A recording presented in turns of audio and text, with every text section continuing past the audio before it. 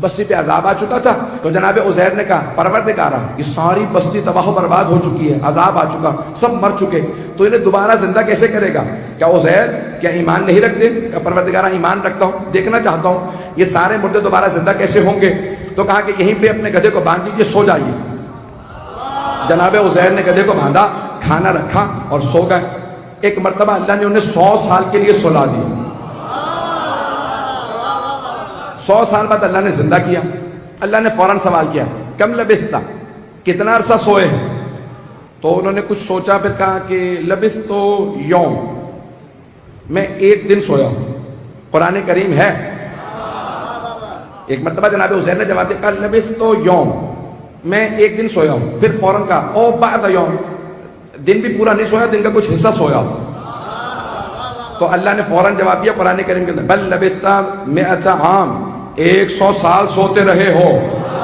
توجہ کہ 100 سال سوتے رہے ہو. اے عزیر ہم نے بھی پلٹایا ہے, ختم ہو گئے تھے. اے عزیر آپ ختم ہو گئے تھے. انظر الحمارک, آپ نے پوچھا تھا مردوں کو کیسے زندہ کروں گا. انظر الحمارک وانظر الطعام, اپنے گدھے کو دیکھو, کھانے کو دیکھو. کیف یتصنع, کیڑے پڑ کے کھانا ختم ہو گیا تھا. گدھا اس کی ہڈیاں تک گل کے ختم ہو گیا, لیکن ہم پلٹا کے بتائیں گے.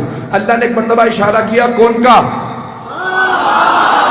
گدھے گدھا بن جائے. ایک مرتبہ ہڈیاں بننے لگی, گوشت چڑھنے لگا, خون دوڑنے لگا, کھال بڑھنے لگی. ایک مرتبہ گدھا بن کے واپس آ گیا. تو ایک بات تو واضح ہو گئی کہ اگر کبھی کوئی گدھا کسی نبی کے پاس 100 سال تک بھی سوتا رہے,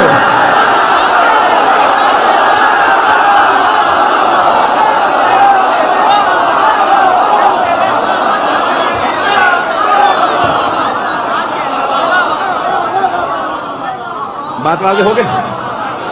ایک بات واضح ہو گئی کہ اگر کبھی کوئی گدھا بھی کسی نبی کے پاس 100 سال بھی سوتا رہے, جب بھی اٹھایا جائے گا تو گدھا ہی رہے گا, کچھ اور نہیں بنے گا.